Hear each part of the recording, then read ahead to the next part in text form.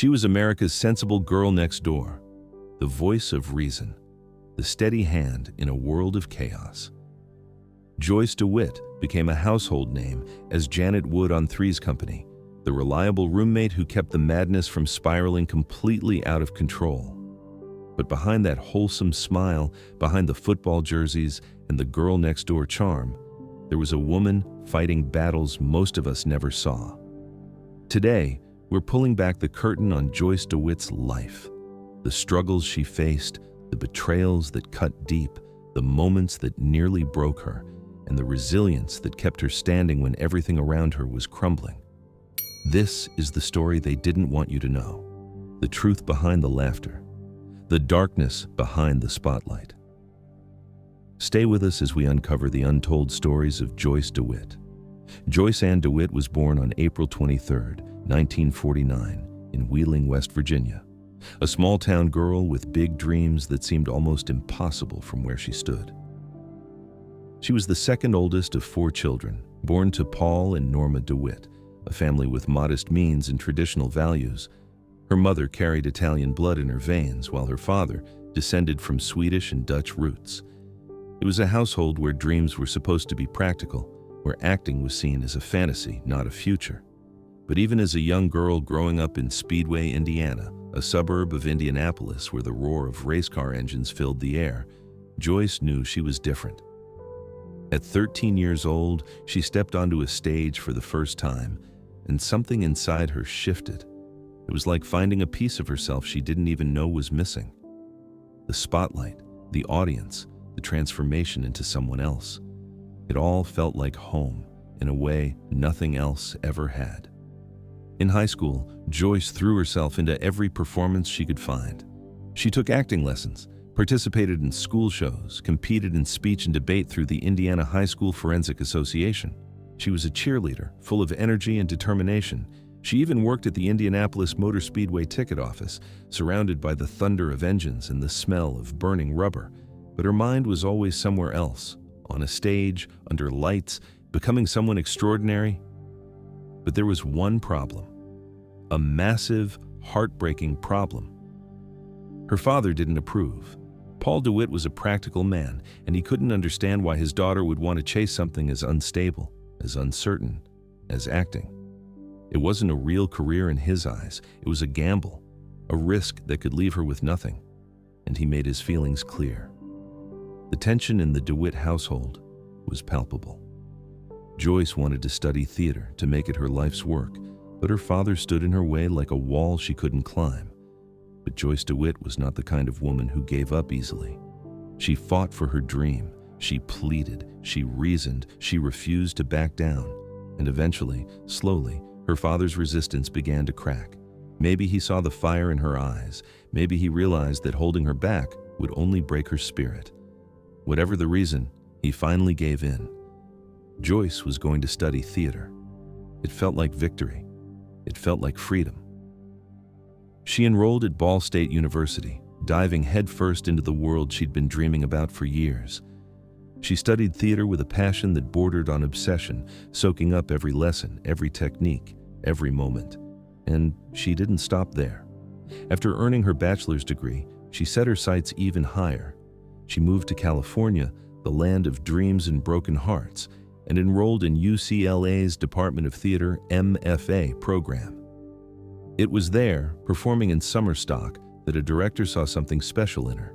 He convinced her to pursue her master's degree, and Joyce was awarded the Master of Fine Arts Fellowship, along with the prestigious Clifton Webb Scholarship. She was on fire. She was unstoppable. The world was opening up before her, and she was ready to seize it. But then reality hit, hard. Despite all her training, despite all her talent and her academic achievements, Joyce found herself in a place she never expected. She was working as a legal secretary, filing papers, answering phones, living a life that felt like it belonged to someone else. The dream was still there, burning inside her, but it felt further away than ever. She went from audition to audition, hearing no more times than she could count, watching doors slam shut in her face over and over again. It was crushing, it was humiliating, but she didn't give up. And then, in the late 1970s, something happened that could have changed everything. She auditioned for a role on Happy Days. Not just any role, a role as Fonzie's girlfriend. It felt like the break she'd been waiting for. But when the casting decision came down, they told her she was too short, too young, not right for the part. Joyce was devastated. It felt like another door slamming shut, another dream slipping through her fingers. But sometimes, life has a funny way of working out. Not long after that rejection, ABC came to her with an offer. Actually, it was more like a challenge. They had 2 comedy pilots, and they were giving her 24 hours to choose one. 24 hours, one day to make a decision that could shape the rest of her life. Racing against time, Joyce read both scripts in a hurry. One was about a guy living with 2 girls, navigating the absurd complications of their unconventional living arrangement. The other? Well, history has forgotten it because it never made it to air. Joyce chose the one about the guy and the 2 girls. She chose Three's Company. And just like that, everything changed. Three's Company premiered in 1977, and it was an instant sensation. The show was built on misunderstandings, physical comedy, and a premise that pushed the boundaries of what was acceptable on television at the time. Jack Tripper, played by the brilliant John Ritter, was a man pretending to be gay so he could live with 2 single women without raising the suspicions of their uptight landlord. It was risque. It was bold. And America couldn't get enough of it. Joyce DeWitt played Janet Wood, the sensible, down-to-earth brunette roommate, while Suzanne Summers' Chrissy Snow was ditzy and bubbly, and Jack was a lovable goofball. Janet was the anchor. She was the one who kept them grounded, the voice of reason in a household that teetered on the edge of chaos. She wore football jerseys and practical clothes. She was smart, capable, and relatable. She was the kind of woman viewers could see themselves in. And America fell in love with her. For Joyce, it was everything she'd been working toward. The recognition, the success, the validation that all those years of struggle had been worth it. She was living the dream she'd fought her father for, the dream she'd chased across the country. She was a star. But fame, as Joyce would soon learn, comes with a price, a steep one. Behind the scenes of Three's Company, things were far more complicated than the bubbly sitcom suggested. Joyce had always been a private person, someone who valued her own space and didn't seek out the relentless attention that fame brought. While many celebrities thrived in the spotlight, Joyce preferred to keep to herself. She wasn't interested in the Hollywood party scene or the constant paparazzi attention. She just wanted to act. But there was something else going on, something that would become a point of contention between her and the show's producers. Joyce had a habit, a quirk, if you will. Whenever they filmed Three's Company, she always wore either pantyhose or tights, always. She refused to work bare-legged. It was a personal choice, something that made her comfortable, and she wasn't about to compromise on it. The producers, however, saw it differently. They wanted her to dress a certain way, to look a certain way, and her insistence on wearing hosiery caused friction. There were arguments, tensions flared. But Joyce stood her ground. She wasn't going to be pushed around, not on something that mattered to her. Ironically, her stubbornness paid off in an unexpected way. Hosiery manufacturers took notice of her dedication to their product, and before long, Joyce became the spokeswoman for Legs Pantyhose in the late 1970s. What started as a conflict with producers turned into a lucrative endorsement deal. It was a small victory, but it mattered.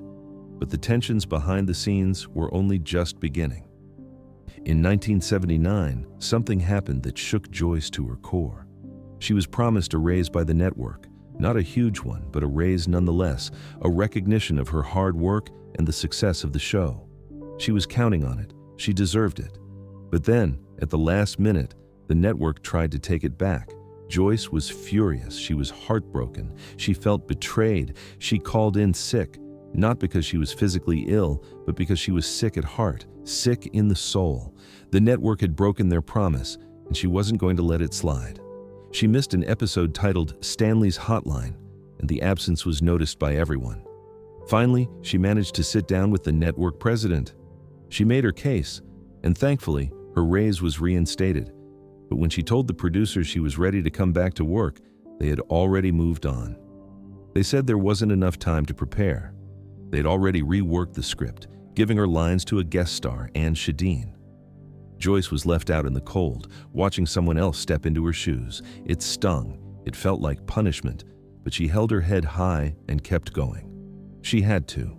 And then came the conflict that would define much of the next 3 decades of her life. The name Suzanne Summers became synonymous with Three's Company. As Chrissy Snow, she was the bombshell, the beauty, the one who drew the male viewers in droves. And Suzanne knew it. By the time the show reached its 5th season in 1980, she decided it was time to capitalize on her popularity. She demanded a massive salary increase, from $30,000 an episode to $150,000 an episode, the same amount John Ritter was making. She also wanted 10% of the show's profits.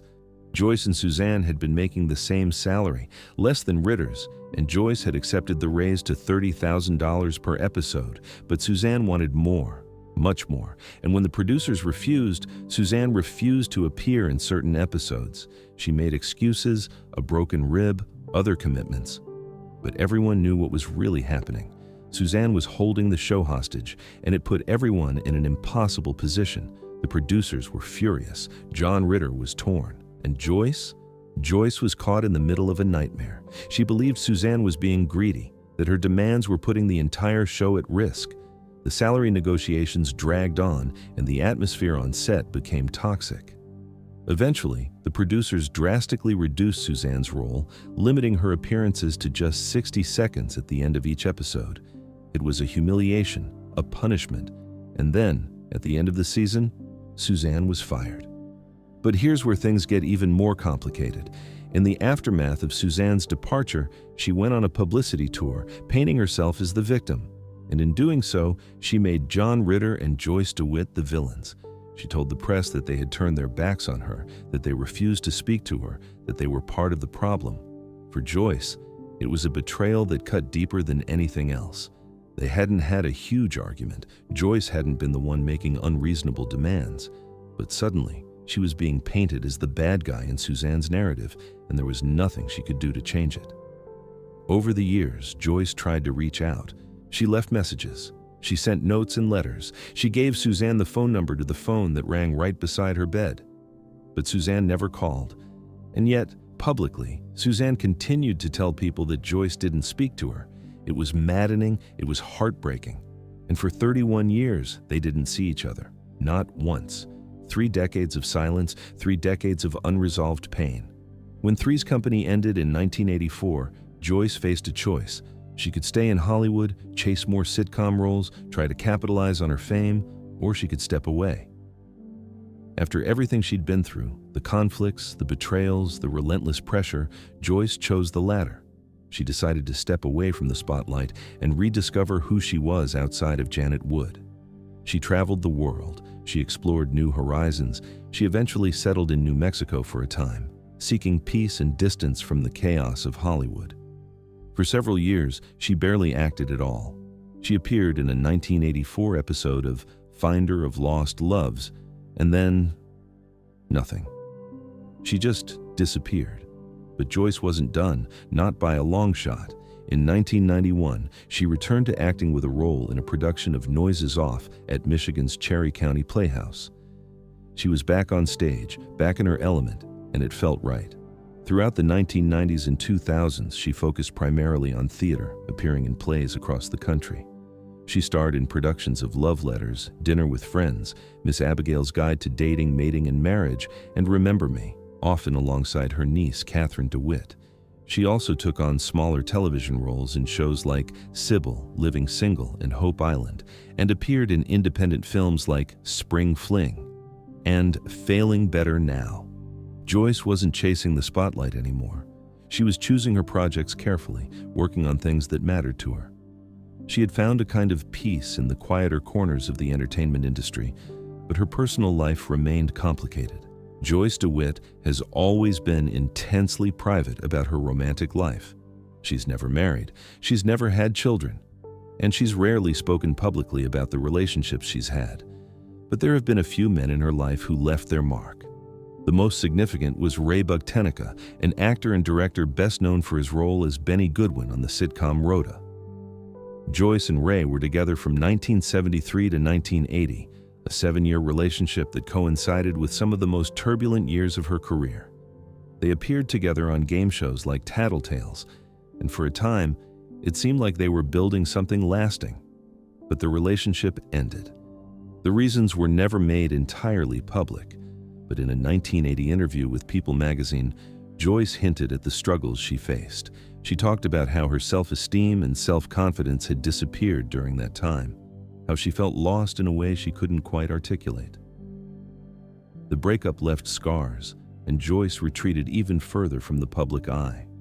There were rumors over the years, stories about her dating Randolph Mantooth, an actor known for his role on Emergency, stories about an engagement that never turned into a marriage. But Joyce has never confirmed or denied most of these rumors. She's guarded her personal life fiercely, refusing to let the tabloids and gossip columns define her. And in doing so, she's become something of an enigma. A woman who chose independence over convention, a woman who never felt the need to get married or have children to be complete, a woman who walked her own path, even when the world expected something different. But in 2009, Joyce's life took a dark turn. On July 4th, a day meant for celebration and fireworks, Joyce was in El Segundo, California, when something went terribly wrong. She was driving near Recreation Park when she passed a traffic barricade, ignoring the warning signs.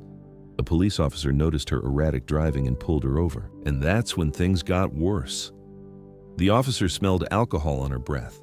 He administered field sobriety tests, and Joyce failed them. Her blood alcohol level was measured at 0.15, nearly twice the legal limit. She was arrested on the spot, booked at the police station, and cited for driving under the influence. A mugshot was taken, capturing a moment of vulnerability and shame that would be splashed across tabloids and websites. Joyce posted $5,000 bail and was released, but the damage was done. The arrest made headlines. America's sensible Janet Wood arrested for drunk driving. It was a scandal, a fall from grace, and it cast a shadow over everything she'd worked for. In September 2009, Joyce was officially charged with 2 misdemeanor counts: driving under the influence of alcohol and driving with a blood alcohol level above 0.08%. The case dragged on for months, a constant reminder of that one terrible night. Finally, on May 27, 2010, Joyce entered a plea of no contest. She was sentenced to 3 years of probation, ordered to complete a 9-month alcohol education program, and fined $510 plus additional penalty assessments. It was a humbling experience, a wake-up call. Joyce had always been so careful, so controlled, but in that moment, she had lost her way, and she had to face the consequences. But Joyce didn't let it define her. She completed her program. She stayed out of trouble. She moved forward, because that's what Joyce DeWitt does. She survives. In 2012, something remarkable happened. After 31 years of silence, after 3 decades of hurt and misunderstanding, Joyce DeWitt and Suzanne Somers finally came face to face again. Suzanne had started a web series called Suzanne Somers, Breaking Through, and she reached out to Joyce with an invitation. "Come on the show. Let's talk. Let's finally put this behind us." Joyce could have said no. After all those years, after all the pain, she could have walked away. But she didn't. When they sat down together, the emotions were raw. They talked about their time on Three's Company, about the good memories and the bad. They discussed the salary dispute, the fallout, the years of silence, and Suzanne did something Joyce had been waiting 3 decades to hear. She apologized. She acknowledged the role she'd played in creating the conflict, in painting Joyce and John Ritter as villains when they'd only been trying to protect the show they loved. She admitted that things could have been handled differently, and she expressed genuine remorse. For Joyce, it was cathartic. It was healing. The 2 women shared memories of their late co-star, John Ritter, who had passed away in 2003. They talked about how glad they were that they'd both spoken to him before he died, that they'd had the chance to tell him how much he meant to them. It wasn't a complete resolution, wounds that deep don't heal overnight, but it was a start. It was a bridge being rebuilt, piece by piece, and for the first time in 31 years, there was hope that maybe, just maybe, they could find their way back to something resembling friendship. Joyce DeWitt is 76 years old now. Her hair, once a rich brunette, has turned silver gray, but she still has that spark in her eyes, that determination, that refusal to be defined by anyone else's expectations. She's still acting, though not in the way most people expect.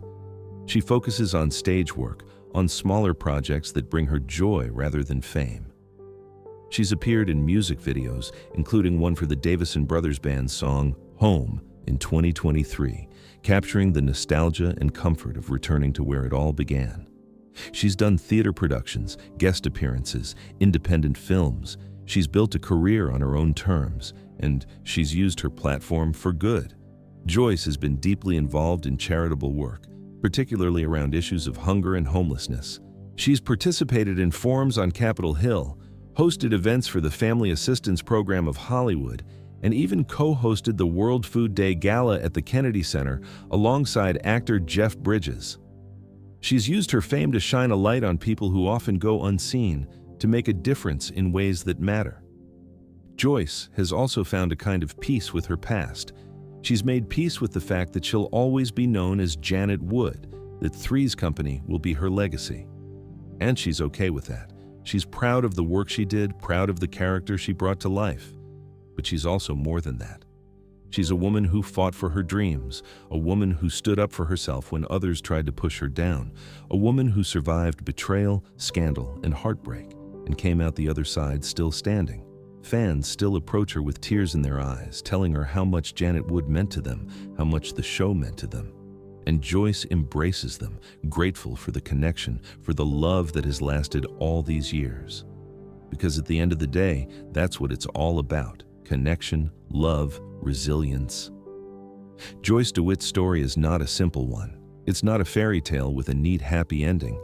It's messy and complicated, filled with triumphs and setbacks, moments of glory and moments of despair. She's been exploited. She's been betrayed. She's been pushed aside and underestimated. She's made mistakes, and she's paid the price for them. But she's never given up. She's never let the world break her. When her father told her acting was a foolish dream, she fought until he relented. And then she made that dream a reality. When Hollywood tried to dictate how she should dress and behave, she stood her ground. When a promised raise was taken away, she refused to stay silent. When her co-star painted her as a villain, she kept trying to reach out, kept trying to make things right. When she was arrested for DUI, she faced the consequences and moved forward. And when Suzanne Summers finally apologized after 31 years, Joyce opened her heart and accepted it. That takes courage, that takes strength, that takes a kind of grace that most of us can only aspire to. Joyce DeWitt is more than Janet Wood. She's more than a sitcom star from the 1970s. She's a survivor, a fighter, a woman who refused to let anyone else write her story. And that's the truth behind the laughter, the reality behind the football jerseys, and the girl next door smile. Joyce DeWitt is a woman who lived life on her own terms, who weathered storms that would have destroyed lesser people, and who emerged with her dignity intact. Her story is far from over. She's still out there, still creating, still giving back, still living authentically, and for that, she deserves our respect, our admiration, our recognition that she's not just a character on a screen, but a real human being with a remarkable story to tell. If you enjoyed this deep dive into Joyce DeWitt's incredible journey, make sure to follow us for more untold stories of Hollywood's most fascinating figures. Hit that subscribe button and stay tuned, because there are so many more stories waiting to be uncovered. Stories of resilience, of struggle, of people who fought their way through darkness to find the light. Joyce DeWitt's legacy isn't just Three's Company. It's a life lived with integrity, with courage, with a refusal to bow to anyone else's expectations. And that's a legacy worth celebrating. Thank you for joining us on this journey. Until next time, keep seeking the truth behind the stories, keep questioning, keep discovering, and remember, the real story is always deeper than what you see on the surface.